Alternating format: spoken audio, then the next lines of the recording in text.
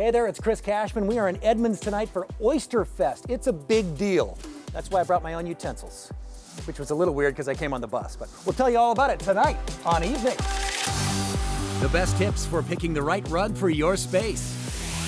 Meet Whidbey Island's one and only singing janitor. 15 hours of your love. And just in time for St. Patrick's Day, discover the corned beef capital of Seattle.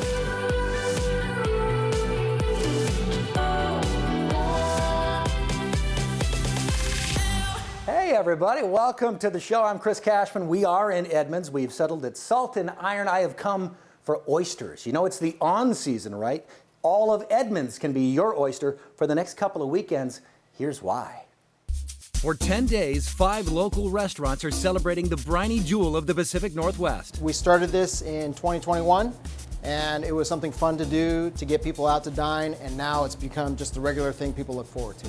It's Edmonds Oyster Fest. All of our restaurants, Bar Dojo, Market, Fire and the Feast, Salt and Iron, Sunkai Sushi, we're all serving 4 to 5 different special oyster dishes, and really it's the feature of the oyster that comes right from Taylor Shellfish.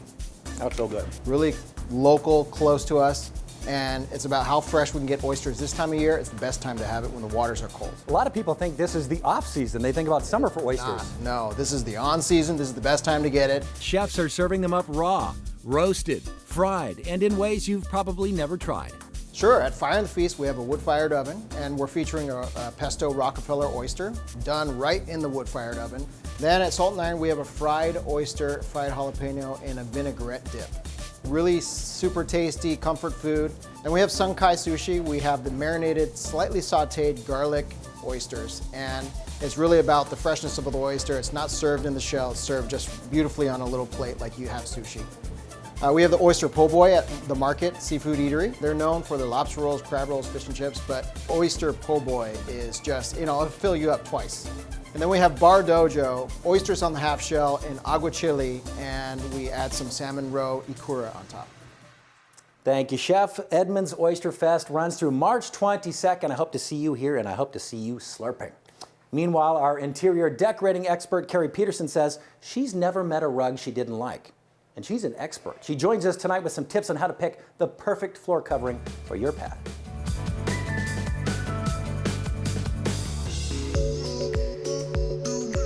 Whether or not you're decorating a cozy living room or anchoring a grand entryway, choosing a rug can be overwhelming. Luckily, I'm here with somebody who knows just what to look for. I'm here with Driscoll, the owner of Driscoll Robins. Driscoll, thank you so much for having us. Thanks for being here. Of course. Okay, so let's start very simple. When somebody comes in the showroom, what is the first thing they should be thinking about when choosing a rug for their home? Well, it's good to know your minimum and maximum size. It's also good to have an idea of the style. Do you want something that's more modern, colorful, or something that's more subdued, more of a backdrop? So Driscoll, as a designer, one of the biggest mistakes I see my clients making is picking a rug that is too small for their space. So what is your rule for sizing a rug? Yeah, too small is a curse. So I recommend thinking about it as the rug, it defines the space. So you want it to go as large as you can. Ideally, you get all the furniture on, but at least get the front legs on because that will make the room feel more expansive. You and I both know that pattern can make or break a space. So what do you tell your clients when choosing a pattern? Well, I like to think of rugs as art. It's almost like picking out a painting. It's a canvas for your floor. So you've got a lot of choices. You either want to go something bold and strong where your eye immediately goes right to the color on the floor, or it could be something that's much more muted and a more traditional kind of pattern, or you could go something it's very subtle with accents of silk where it's really just a nice backdrop to the room. Weaving has been around for centuries, and the way these rugs are woven is the same way they were woven 400, 500 years ago. And this rug is woven in Afghanistan. It's a much more traditional pattern. All these rugs are woven in people's homes, and they weave in their free time. It's also a source of income for women in a place like Afghanistan.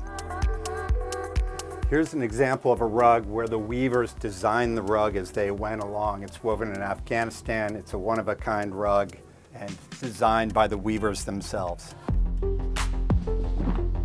So Driscoll, you are always letting me check out rugs and bring them to my clients' homes so they can see them in your space. Are you just doing this for me, or will you do this for anyone?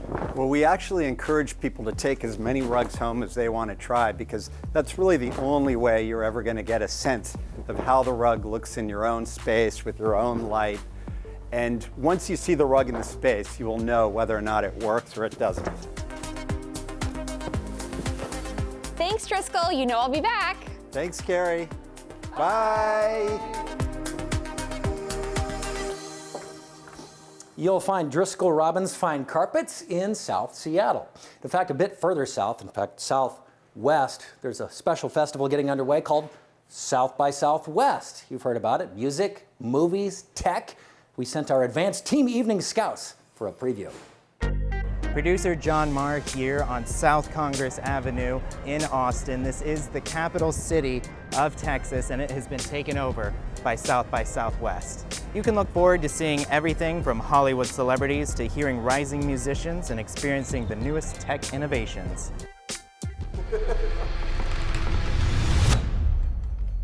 Perhaps someone should explain to him who I am. First up, we're going to check out one of the activations here. Peaky Blinders, The Immortal Man, The Garrison. The Garrison at South by Southwest is an immersive experience that transports guests into the world of Netflix's Peaky Blinders. This man, ladies and gentlemen, is Tommy Shelby. Rich in period detail, the space channels the grit and glamour of the Shelby legacy through a custom bar, beer taps, whiskey-forward cocktails, and vintage seating. Keep watching, because the longer we are here, the more we're gonna uncover. Thank you, John. He will be joined by our own extreme Jose Cedeno. They'll be unpacking all of South by Southwest. Can't wait to see what they bring us next week. Coming up, the Whidbey Island janitor who always has a song in his heart. Hold it till the broad daylight. And the place that's been selling Seattle corned beef and Monster Reubens for almost 80 years. Local stories make a difference. That's good. With the power to enrich lives, strengthen communities, and make us smile. Evening is made possible by Primera Blue Cross. Primera Blue Cross, always in your corner. And welcome back to Evening. You're just in time for oysters. We're bellying up to the bar here at Salt and Iron. Chef Shu is taking great care of us here. And this is just one of 5 restaurants that you can experience for Edmonds Oyster Fest. Underway starting tomorrow, runs through March 22nd. Come slurp with me. Meanwhile, in Coupeville on Whidbey Island, there is a music man bringing joy to a rather mundane job. Photojournalist Diane Lewis-Torrey has that story.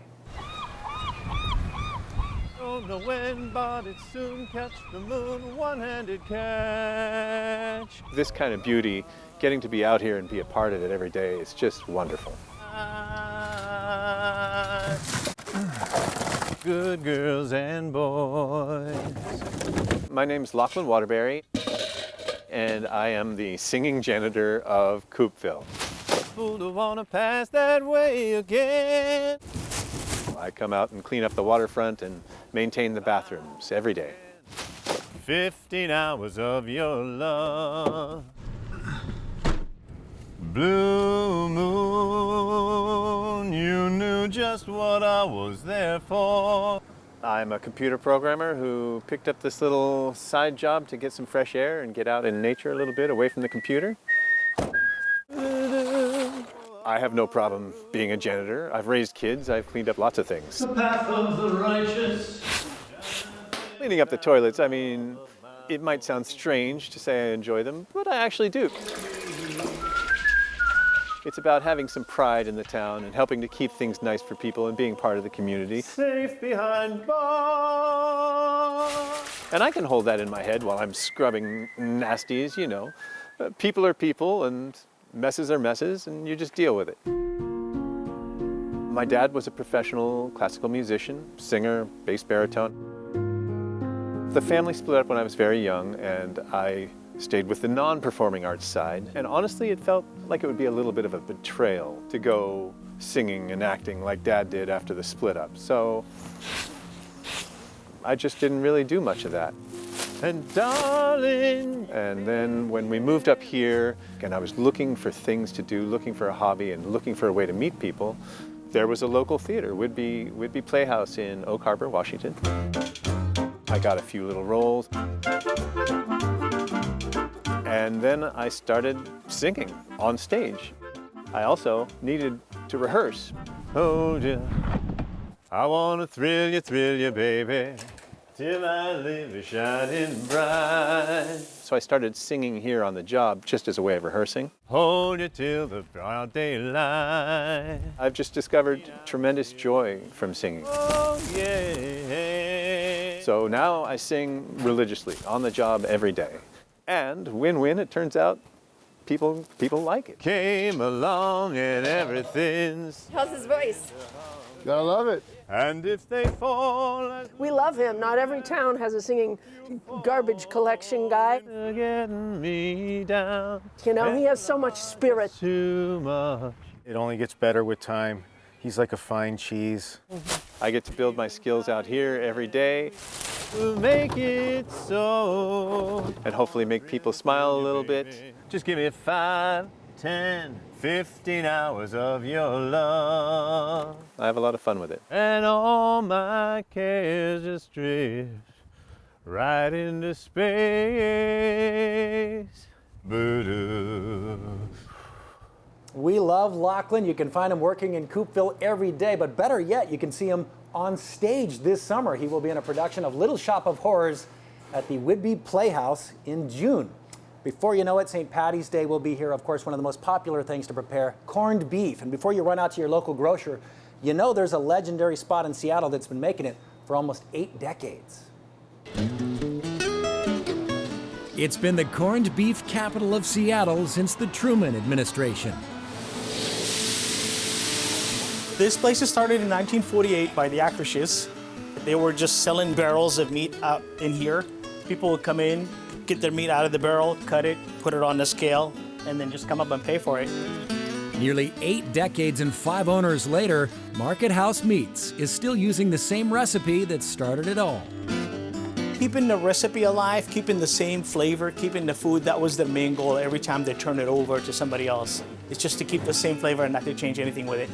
We get the brisket. Some people want more fat, some people want no fat. Inject it with the brine and then soak it in barrels for a week to pickle it up. We get it out of the brine, we set it up in the cookers, half pastrami and half corned beef we make for the day for us for here. So what's it like around here for St. Patrick's Day? Crazy, crazy. We get ready maybe about a month and a half before St. Patrick.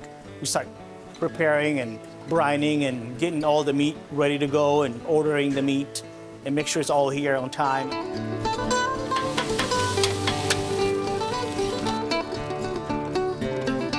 Reuben is the #1 sandwich that we sell all the time. And you don't have to convince anybody about Reuben. Just say the word Reuben and they say, oh, let's try it. Every time we get a 2 thumbs up for our Reuben. Pastrami is originally corned beef. The way we cook it, it makes it into pastrami. We put smoke flavor on it, cover it up with black pepper, cook it fat side down versus corned beef fat side up. Simple, easy, just the best. In a city that's changing all the time, Market House Meats is a savory piece of Seattle's past. That's what people love about coming in here. As soon as they walk in here, they go, oh, this is the smell that I smelled when I came in with my grandpa 30 years, 40 years ago. Now that we've tempted your tummy, run to Market House Meats. It's on the corner of Minor and Howell in downtown Seattle. You can swing by for lunch, but pro tip, you know they make corned beef breakfast sandwiches. Up next, thousands of them fill the fields in Skagit Valley this time of the year, and we're not talking flowers. Plus, how to shuck an oyster. Cheers. Cheers, let's try it.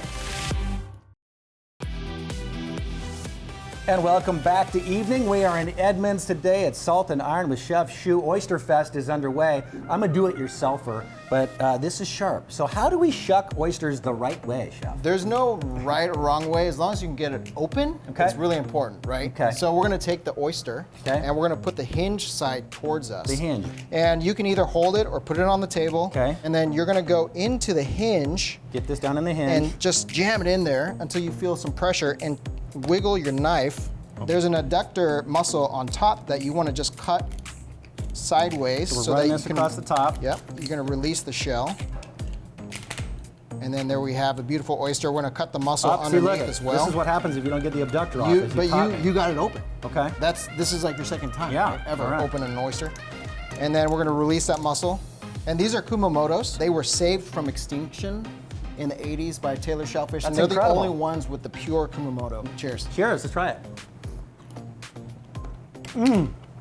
Well, Chef, that is a professional segue because on your way to Taylor, in fact, in the Skagit Valley, the snow geese have taken over. It's a wonderful phenomenon, and it's interesting because they're about 3,000 miles away from their breeding grounds in Russia. Photojournalist Diane Lewis-Torrey has that story. In the Skagit Valley, on Fur Island, the snow geese feed on the fallow farm fields and wetlands. Look like they're enjoying their food, eating the grass. Yeah, this is amazing. I like it. How they are moving forward, eating and moving forward. Fattening up for their 3,000-mile trip to Wrangel Island, off the Siberian coast. It's like the stars in the day. It's exhilarating. It just makes me smile. The Skagit Valley is just phenomenal. It's awesome. Oh, here they go. Oh, wow. When you see them rising up, it fills the entire horizon like a sea of white with little black specks, and it sounds incredible. So loud. When it flew up like that, I feel like they're freedom. I feel free too. Very cool. You're gonna fly? You wanna join the flock? Feel very lucky and blessed to be here today and get to enjoy this. It's pretty cool. Oh yeah, this is an amazing experience. Yeah, it's kind of magical. Ooh, how they are taking the flight and just gliding back again. We pause and forget about our troubles and enjoy a moment of inner peace. I feel more grounded by seeing the nature and seeing the movement. They're glorious to many and a nuisance for some. They symbolize the changing of the seasons. It's very good to see them. Like, it's really telling us the spring is coming. High in the sky, soaring and free. It's perfect. To head back home again. This is a beautiful sight, really beautiful. They've got a long journey ahead of them. Thank you, Diane. The snow geese will be flying back to the Arctic Circle any day now, but not to worry, because if you miss them, you'll be right on time to catch the daffodils in full bloom. Up next, we hear from Seattle songwriter Tinsley. You'd give me just enough to always get me to stay. Now in our 40th season, Evening shares local stories that make our community shine. Evening is sponsored by Pemco Insurance. Pemco empowers the Northwest to prevent the preventable. Learn how at pemco.com. And welcome back to Evening. We are wrapping things up here in Edmonds. My thanks to Chef Shu and the entire team here at Salt and Iron. Oyster Fest kicks off and runs through March 22nd. Come slurp with the team. And we leave you now with some music from Seattle-based singer-songwriter Tinsley. She stopped by New Day Northwest to play a tune. She'll be at the Wild Buffalo in Bellingham on March 27th. Here she is. I heard your new song, and it sounds really bad. And I'm loving every second of that. I heard you got dumped. Can't say I'm surprised.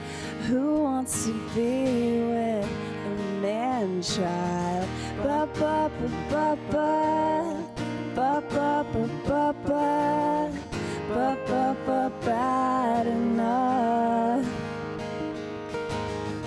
Ba ba ba ba ba ba ba ba ba ba ba ba bad enough.